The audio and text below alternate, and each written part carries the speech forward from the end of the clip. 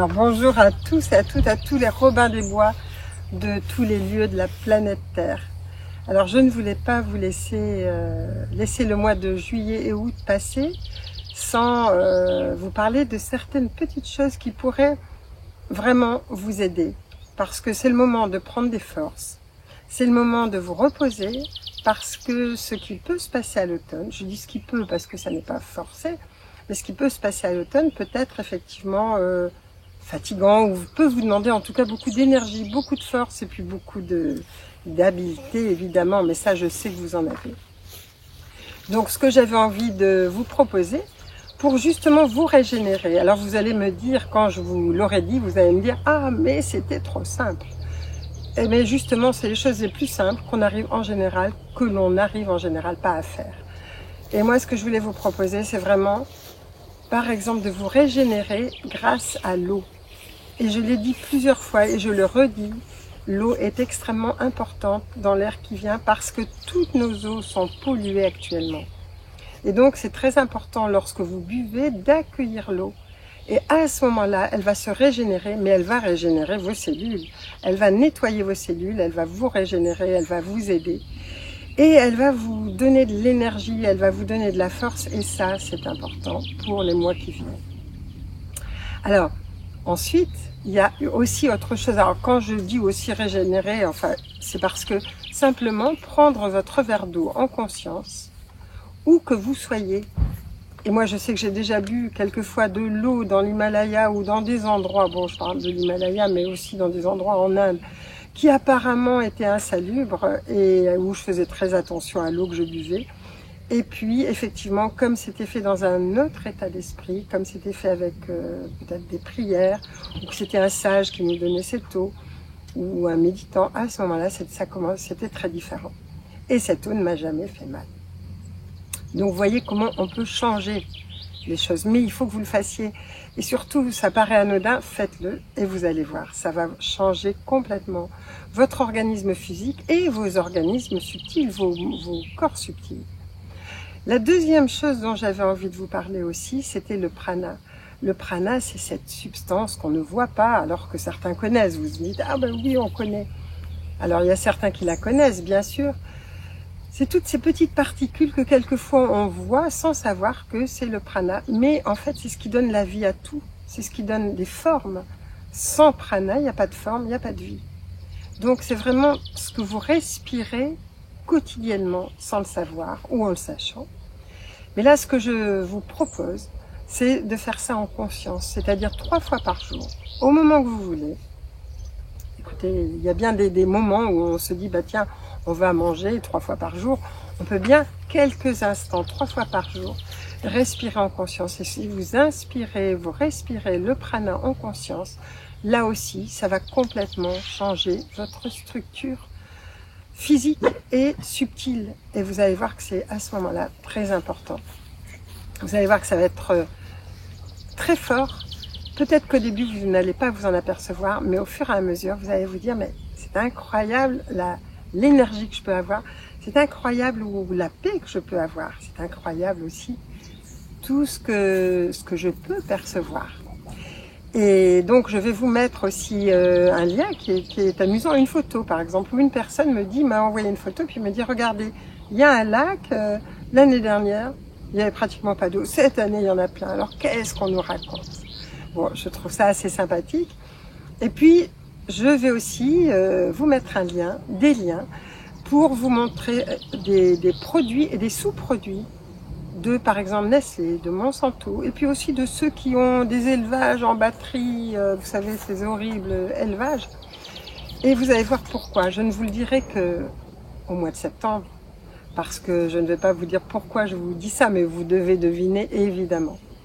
Mais comme j'ai pas envie d'avoir de problème avant, de pouvoir avoir mis ça en place, c'est pour ça. Mais je vous donne quand même les listes, faites-les passer un maximum, et puis vous devinez sans doute ce que nous allons en faire par la suite.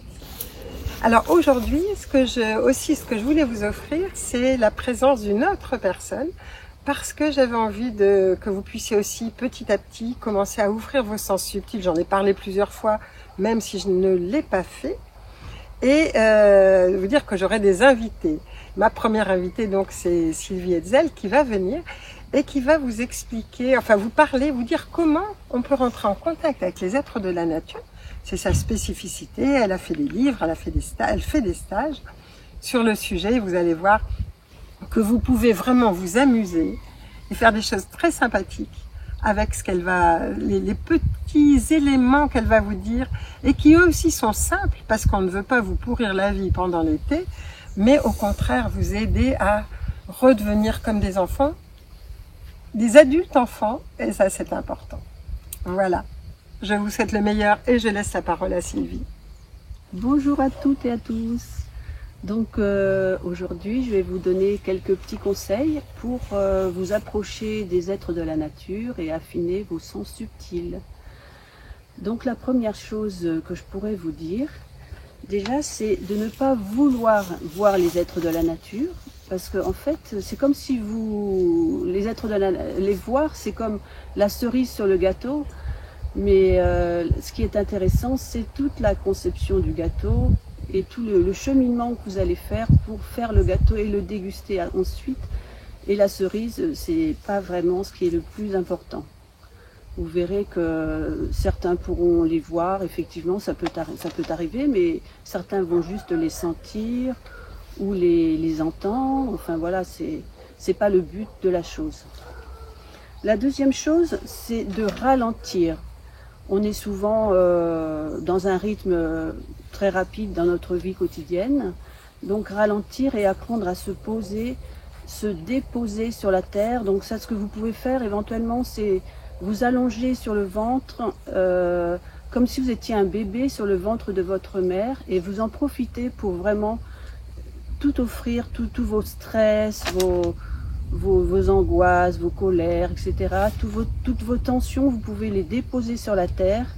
Et la terre, elle est vraiment, elle est complètement, elle peut transformer tout ça facilement. Vous pouvez pour cela vous inspirer du coquelicot et voir à quel point il ne porte aucun poids. Vous voyez ces boutons, ils sont abandonnés comme ça. Il n'y a pas de poids qui est porté. La troisième chose dont je voulais vous parler, c'est de renouer avec votre enfant intérieur. Donc pour cela, il y a différentes façons de le faire. Vous pouvez faire une petite méditation où vous allez à la rencontre de cet enfant. Et ensuite, vous prenez un moment pour vraiment prendre soin de lui et lui donner ce qui lui manque. En tant qu'adulte actuellement, vous pouvez vraiment nourrir les besoins de votre enfant intérieur et lui offrir ce dont il a besoin. Et comme ça, il pourra ensuite être dans la joie, la plénitude et aussi quand on est dans la joie, c'est là qu'on est vraiment proche des êtres de la nature parce que eux, ils sont sur un plan où il y a énormément de joie. Donc déjà, ça va vous rapprocher d'eux. Mais aussi, l'enfant, naturellement, il est proche du mystère et de la magie. Et donc, en étant dans l'énergie de votre enfant intérieur, vous allez retrouver cette magie et ce mystère naturel que vous portez en vous, mais qui a été oublié. Alors ensuite, apprendre à se laisser guider quand on va dans la nature. On a souvent des buts, on est un peu trop volontaire. Et apprendre vraiment à se laisser appeler par un rayon de soleil, le souffle du vent, une fleur qui vous appelle, un arbre. Et ensuite, vous approchez des arbres, des fleurs et utilisez vraiment tous vos sens et aussi la partie la plus subtile de vos sens qu'on n'a pas forcément l'habitude d'explorer. Et donc, ça va vous permettre, les sens c'est comme des portes qui vont vous ouvrir les mondes plus subtils. Donc il y en a qui seront plus habiles avec la vue, d'autres qui seront plus habiles avec l'odorat. Vous verrez, on a chacun notre façon d'entrer dans le monde plus subtil de la nature. Ensuite, je vous conseille de vous laisser appeler par une fleur ou un arbre et de vous approcher avec délicatesse et respect. Et ensuite, de vous mettre à l'écoute de votre respiration et de vous laisser imprégner par l'énergie qui vient de l'arbre ou de la fleur et sentir les différences que ça va occasionner en vous. Donc ça peut accélérer votre rythme cardiaque, ça peut donner plus d'amplitude à votre respiration. Donc faites des expériences comme ça. Donc aussi au niveau émotionnel et mental, vous allez voir que ça va apporter des différences. Et petit à petit, vous allez pouvoir découvrir ce que cette espèce végétale apporte comme qualité sur la planète. Donc ça peut être de la douceur, de la force. Et quand vous êtes proche de cette qualité, vous êtes tout près des êtres de la nature. Parce qu'ils sont complètement identifiés à la tâche de faire descendre une qualité sur la planète. Donc là, vous approchez de plus en plus. Et pour finir, je vous conseille de vous, comme si vous vous identifiez à ce que vous observez. Par exemple, vous devenez l'arbre ou la fleur que vous observez et vous identifiez à elle. Et vous allez voir que là, vous allez entrer comme en communion. C'est plus à travers le cœur que ça se fait. C'est vraiment un contact de cœur à cœur. Et là, vous allez vraiment vivre une communion avec cette plante ou cette fleur. Et là, vous êtes vraiment tout proche des êtres de la nature. Voilà, donc c'est des expériences à faire, à refaire. Et je pense que de plus en plus, vous allez découvrir, faire de belles découvertes.